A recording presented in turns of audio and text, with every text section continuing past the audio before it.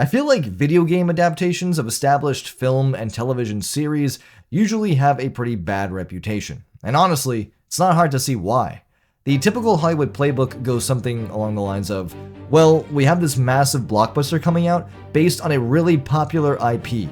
How can we capitalize on this by making as much money as humanly possible? Well, you're probably thinking about sequels, and yeah, sequels are usually the first thing that comes to mind, but there's actually much more to it than just that. There's merchandise sales, books, toys, Happy Meal promotions, freaking theme park rides, and of course, there's video games.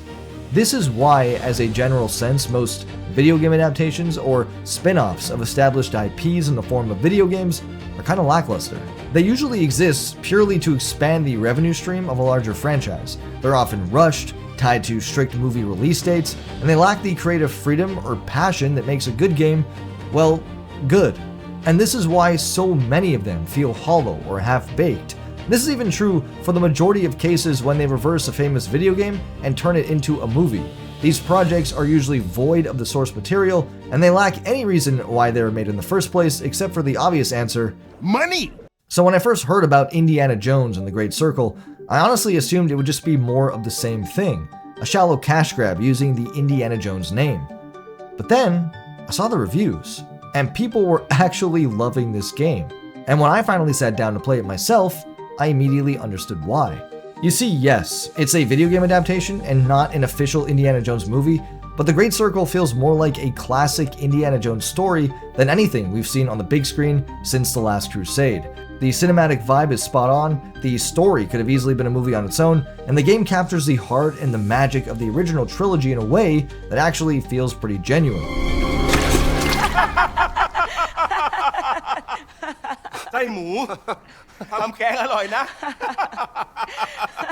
Poor contestants for the soup. The sprawling, intricate set pieces, the sharp, adventurous writing, the clever, snappy dialogue, I mean, it's all here. And the game itself, it's actually pretty fun to play. And the more I played this game, the more I started thinking that this actually might be the blueprint for something great. The definitive way, perhaps, to continue an aging franchise. I mean, let's be real here. Harrison Ford is 80 years old, or at least he was when he filmed the latest Indiana Jones movie, so it's highly unlikely that we're ever going to see him on the big screen as Indiana Jones again. And you know what? That's okay. Everybody gets older, everybody ages, and while it's tempting to keep bringing back legacy characters, there's always a risk of tainting something great. Nobody wants to see aging actors or performers or artists performing way past their prime, especially when it could devalue the legacy of what they've already built. Keep pushing too long and you could end up weakening the very legacy that you're trying to honor. But this isn't just about Indiana Jones, per se. It's a challenge for so many iconic franchises. At a certain point, the question becomes, how do you preserve the legacy while still moving the franchise forward? And that's where The Great Circle offers a really compelling answer to this problem.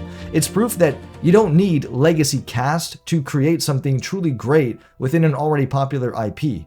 The Great Circle didn't just feel like a movie video game, it felt like one of the movies. It wasn't a prequel or a sequel that takes place extremely far in the timeline. It wasn't a spin-off that centered around side characters. It was by every definition a main canon entry in the timeline. I feel like half of these legacy franchises are in weird limbo right now. Star Wars, James Bond, Jurassic Park, even Harry Potter. They've all hit that point where the original actors are aging out or gone entirely. And now the studios are scrambling to figure out how to move forward without completely alienating their fan base. And 9 times out of 10, the results feel like a watered down version of what came before. And it's funny because for decades, games based on movies felt like the bottom of the barrel. You'd expect clunky controls, half-finished mechanics, and some bizarre reason why this game was made in the first place, but now we're starting to see the opposite happen.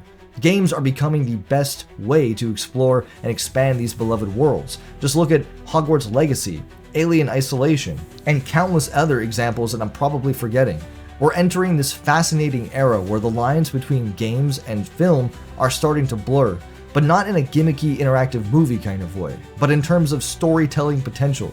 Video games aren't just adaptations anymore, They're evolutions, they're sequels, they're spiritual reboots, and in some cases, they're the most authentic continuation of a story. The Great Circle is proof that film-related video games can be done right. In an age where video games are becoming more and more popular year after year, it only makes sense to make gaming the definitive way to continue an otherwise aging franchise. But what do you guys think? Do you guys think that video games should be the definitive way to continue a franchise in the form of television or film? Let me know what you guys think down below, and we'll see you guys in the next one. Man, when I was making this video, I was reminded of just how great the first Harry Potter game was, and then the sequel, Harry Potter and the Chamber of Secrets, was on PC. Those two games in particular were some of my greatest childhood memories of gaming on the PC, and I can't say anything for the rest of the Harry Potter series after the sequel, but those first two in particular were some of the best movie-based video games I've ever played. They got great replayability, and even just talking about them is making me want to replay them again. If you guys are huge Harry Potter fans or just want to play a great movie-based game, definitely play the first two. I highly recommend it. Thanks again for watching, guys, and we'll see you next time.